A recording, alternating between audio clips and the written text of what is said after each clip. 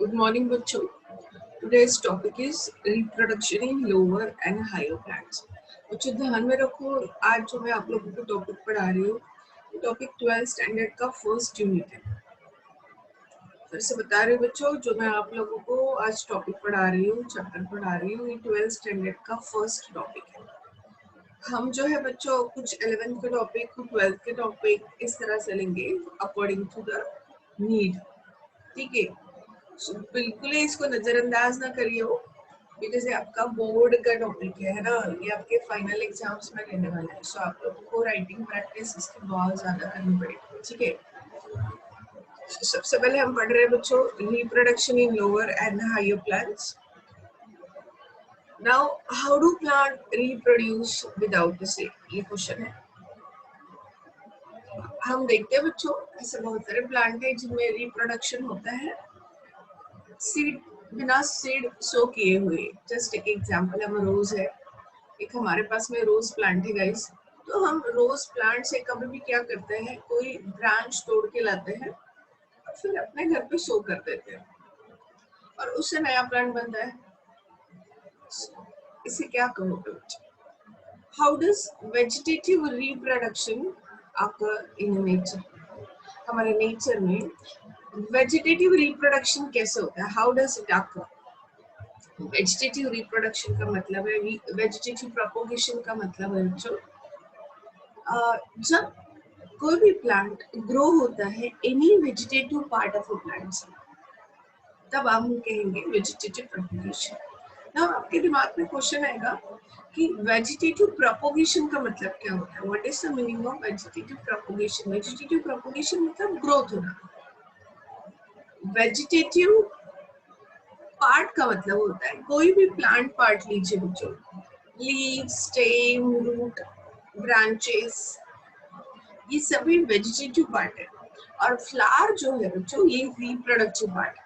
Flower कौन सा part है बच्चों? It is the reproductive part. Clear? तो इस इंट्रोडक्शन देखते हैं बच्चों हम लोग. Reproduction is the production of young ones like parents. Reproduction is an essential process as it leads to continuation of species as well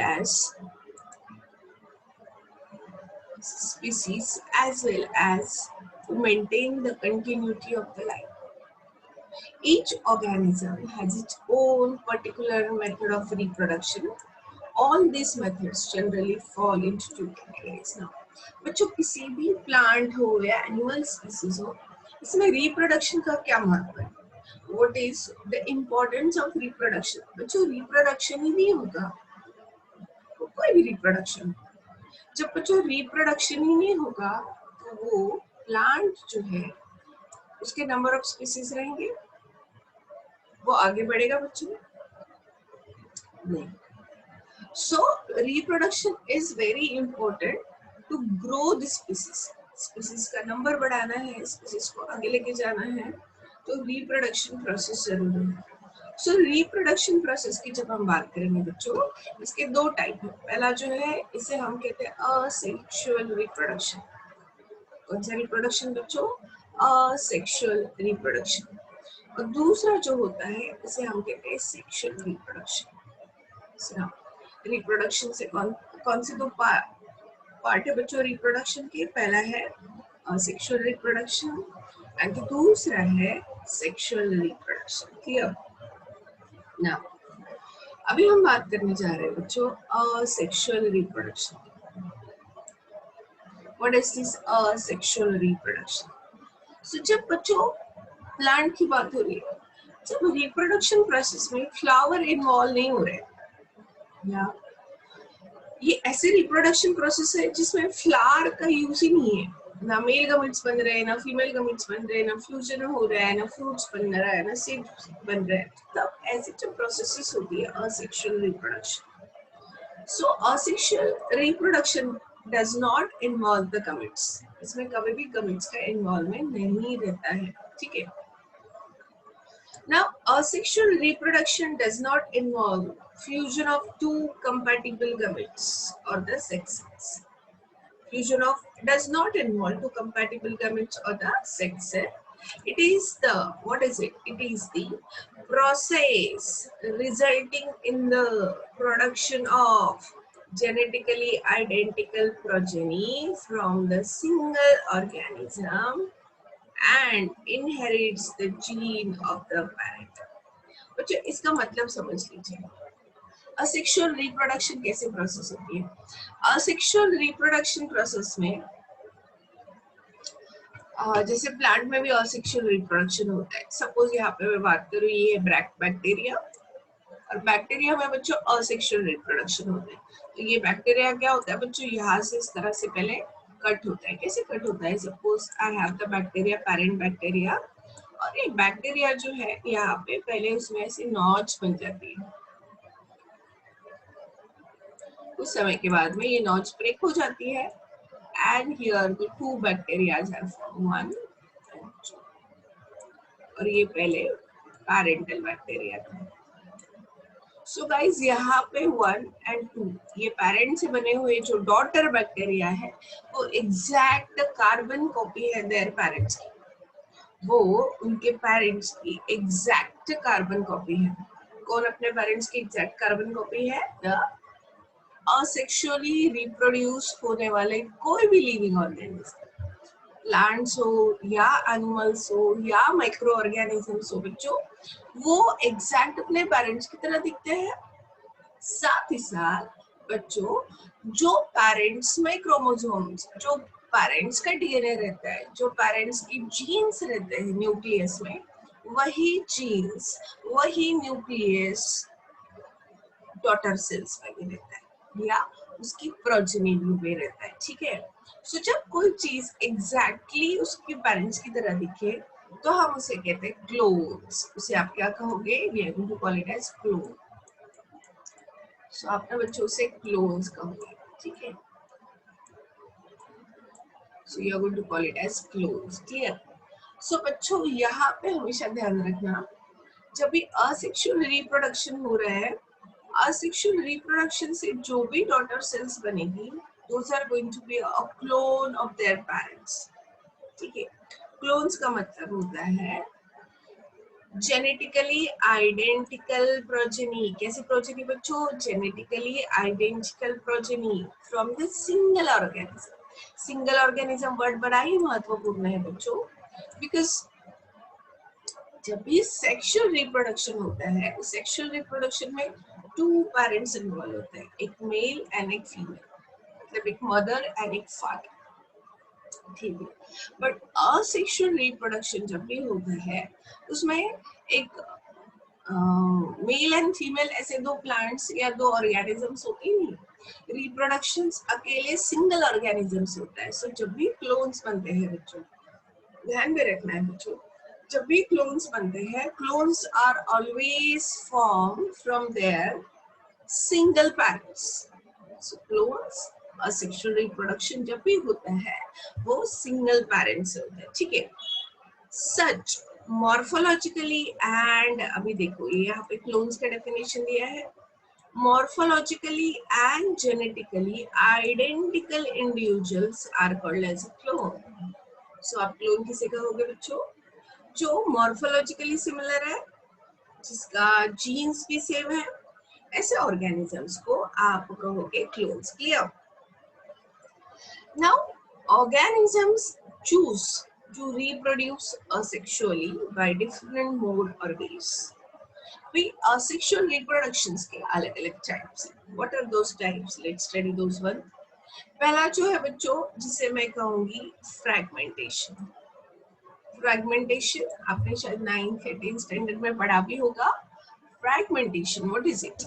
multicellular organisms can break into the fragments due to one or other reasons, and each of the fragment develop into a new organism, जैसे कि स्पाइरोगैरा।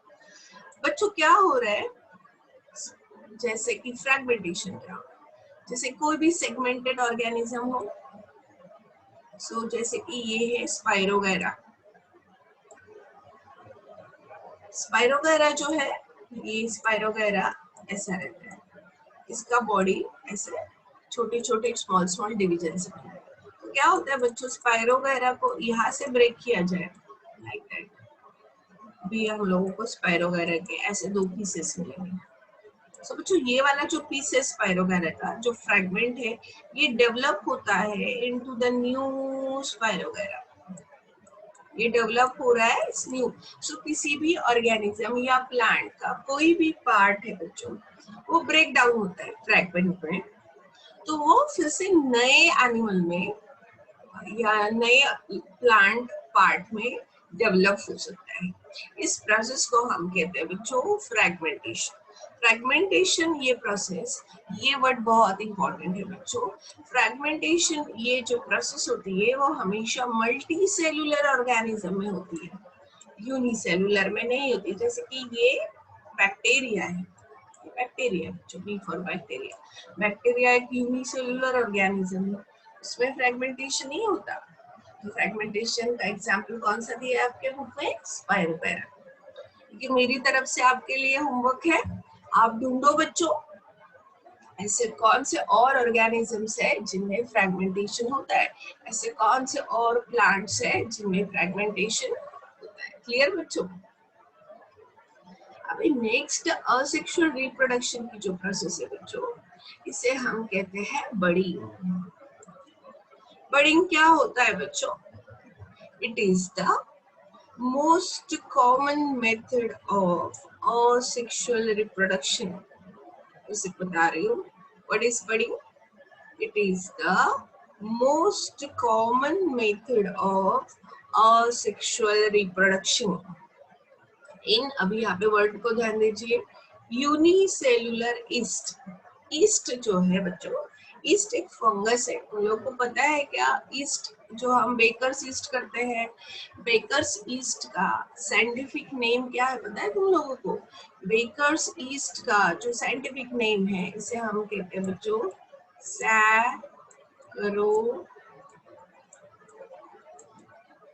Saccharomyces, Saccharomyces सेरीवेसी,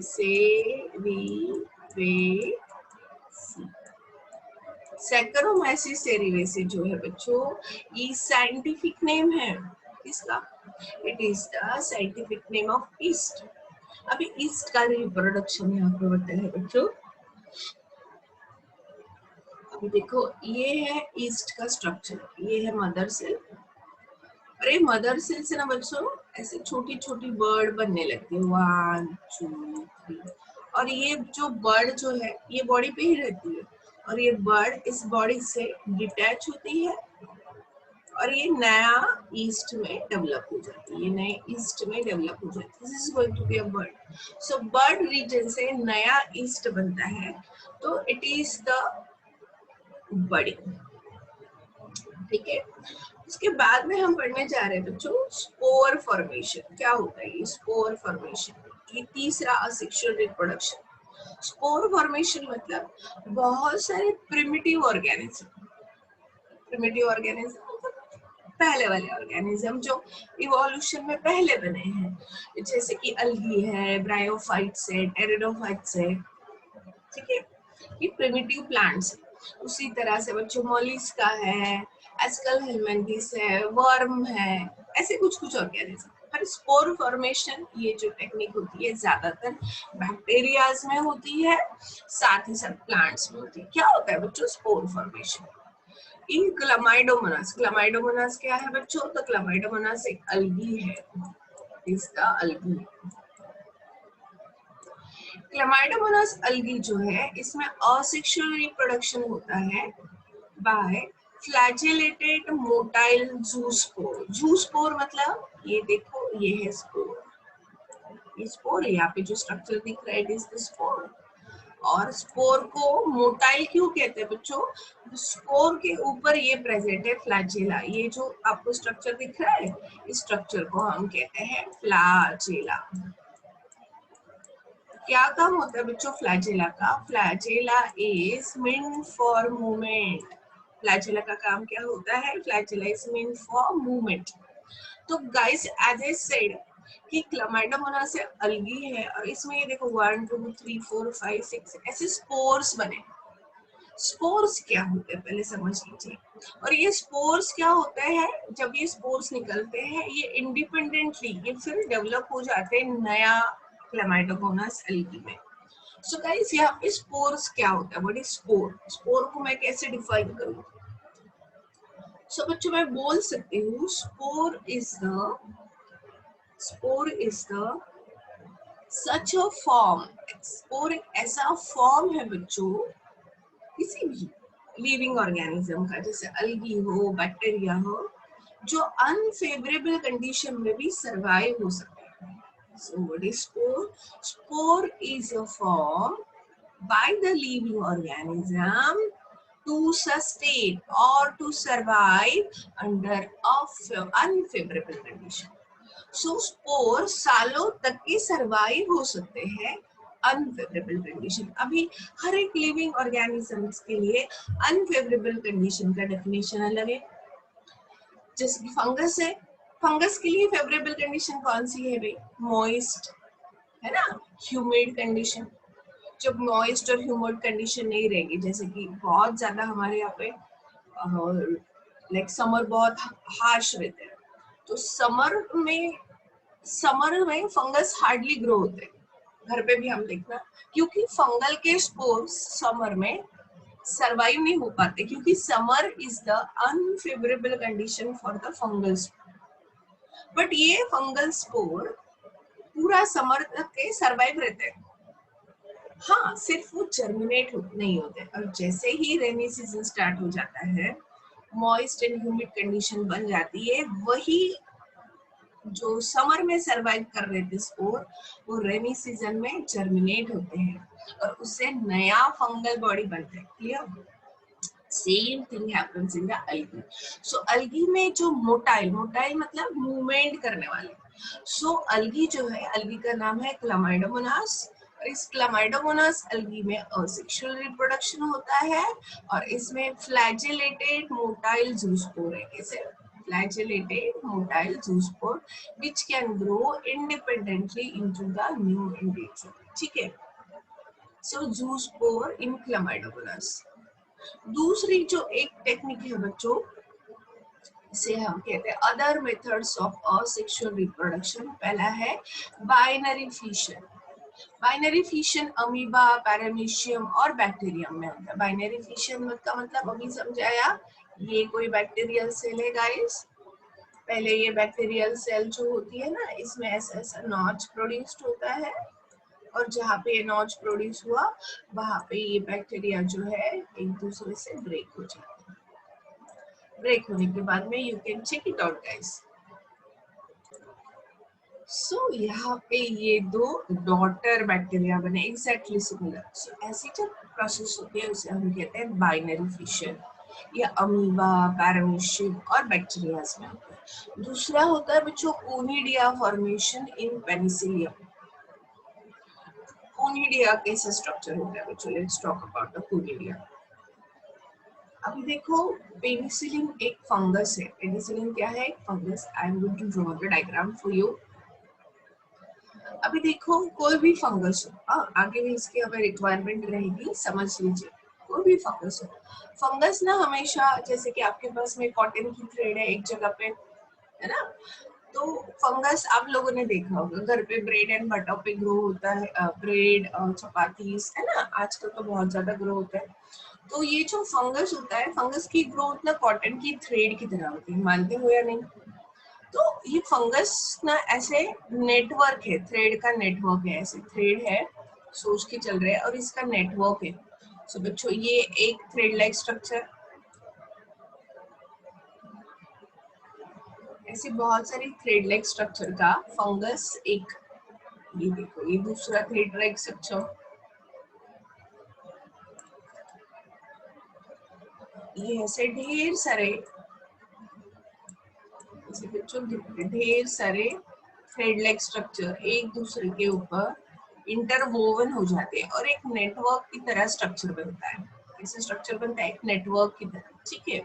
so like that they grow like that, ऐसे they grow it. इस तरह से वो grow होने लगते हैं बच्चों, राइट। सो एक इंडिविजुअल सेगमेंट, जैसे कि ये फंगस के ग्रोथ का ये जो इंडिविजुअल सेगमेंट होता है, इसे हम कहते हैं बच्चों हाइपी या हाइपस। सिंगुलर है तो हाइपस, बहुत ज्यादा है तो हाइफी के। और ये पूरा का पूरा ग्रोथ जो होता है फंगस का, उसे आप कहोगे mycelium. What is the growth? It is known as the mycelium. ठीक है, अभी ना बच्चों क्या होता है, ये पेनिसिलिन की ग्रोथ है। पेनिसिलिन एक फंगस है। सो पेनिसिलिन में क्या होता है ना बच्चों, एक हाइपी ऐसे ऊपर ऊपर ग्रो होने लगती है, वर्टिकल ग्रो होने लगती है। कोई एक हाइपी जो वर्टिकल ग्रो होने लगती है, लाइक दैट। और यहाँ पे ना गाइस 1 2 3 4 ऐसे चेन ऑफ स्पोर्स बनने लगती है। क्या बनने लगती है? ऐसी चेन ऑफ स्पोर। और ये स्पोर्स जो है बच्चों ऐसे ही रहते हैं, कवर्ड नहीं रहते, वो एक दूसरे के ऊपर ये स्पोर है। सिंगल सिंगल जो मैंने सर्कल बनाया वो स्पोर है, ऐसे ही रहते। और फिर क्या होता है बच्चों, हर एक स्पोर जब जर्मिनेट होता है, जैसे कि ये स्पोर यहाँ पे गिरा जमीन पे, ये दूसरा स्पोर यहाँ गिरा जमीन पे, तो हर एक स्पोर से ना बच्चों नया माइसेलियम बनने लगता है। और यहाँ पे ऐसा नया स्ट्रक्चर फंगस का बनने लगता है। सो यहाँ पे ये जो स्पोर बने बच्चों, इस स्पोर को ना हम कहते हैं कोनिडिया। क्या कहते हैं बच्चों? कोनिडिया है तो ये स्पोर ही बच्चों, बट इस स्पोर का नाम है कोनिडिया, जो पेनिसिलिन है। ठीक है बच्चों। दूसरा, gemmule formation in the sponges. Gemmule formation in the sponges क्या होता है, मैं समझा रही हूँ बच्चों आप लोगों को। Guys let me explain over here gemmule formation क्या होता है। सो स्पॉन्जेस का मतलब होता है, sponges are the animal, spongilla कहते हैं। और स्पॉन्जेस है सबसे प्रिमिटिव एनिमल्स हैं जो एक्वाटिक है। और स्पॉन्जेस दुनिया के ऐसे एनिमल है जो प्लांट की तरह एक ही जगह पे अटैच रहते हैं। आपको पता है प्लांट और एनिमल्स में क्या डिफरेंस है? प्लांट लोकोमोशन नहीं कर सकते, वो जमीन पे एक ही जगह पे खड़े रहते हैं, मतलब दे आर सीडेंटरी, एक ही जगह पे अटैच रहते हैं। बट एनिमल्स कैन लोकोमोशन होती है। एनिमल्स में क्या होती है बच्चों? लोकोमोशन। बट स्पॉन्जेस एक ऐसा एनिमल है जो एक्वाटिक वाटर में जो रॉक्स होते हैं, रॉक्स के ऊपर अटैच रहते हैं। इट नेवर डू लोकोमोशन, वो एक जगह से दूसरी जगह पे जा नहीं सकते। तो गाइस सपोज ये स्पॉन्जेस है, स्पॉन्जेस का स्ट्रक्चर ना ऐसा रहता है, मतलब स्पॉन्जेस आर लाइक दैट। और आई वुड ड्रॉ ऐसे ऐसे ऐसे रहते हैं स्पॉन्जेस, और वो ऐसे अटैच रहते हैं किसी एक स्ट्रक्चर। तो क्या होता है बच्चों, इस स्पॉन्जेस के ऊपर ऐसे एक स्ट्रक्चर, कप शेप स्ट्रक्चर बन जाता है। स्पॉन्जेस के ऊपर कैसे स्ट्रक्चर बनता है बच्चों? ऐसे कप शेप स्ट्रक्चर बन जाता है। सो ये जो कप शेप स्ट्रक्चर होता है बच्चों, इसे हम कहते हैं जिम्यूल। इसे आप क्या कहते हैं बच्चों? जिम्यूल। इसे जिम्यूल कहते हैं। और ये जिम्यूल इस स्पॉन्जेस से डिटैच हो जाती है। और सेम जिम्यूल जब यहाँ पे प्लांट पे किसी और रॉक के ऊपर, सॉरी किसी रॉक के ऊपर गिर जाएगी, तो ये जिम्यूल से नया स्पॉन्ज बनेगा। जिम्यूल जर्मिनेट होगी और इस जिम्यूल से यहाँ पे नया स्पॉन्ज बनेगा। ठीक है, बिल्कुल एग्जैक्टली टू देयर पेरेंट्स। तो जब ऐसा होता है बच्चों, जब ऐसा मल्टीप्लिकेशन होता है, जब ऐसा प्रोपोगेशन होता है, तो उसे आप कहोगे बच्चों जिम्यूल फॉर्मेशन इन द स्पॉन्जेस। तो याद करो मैंने आज आप लोगों को क्या क्या पढ़ाया है। So just tell me that what I have taught you today.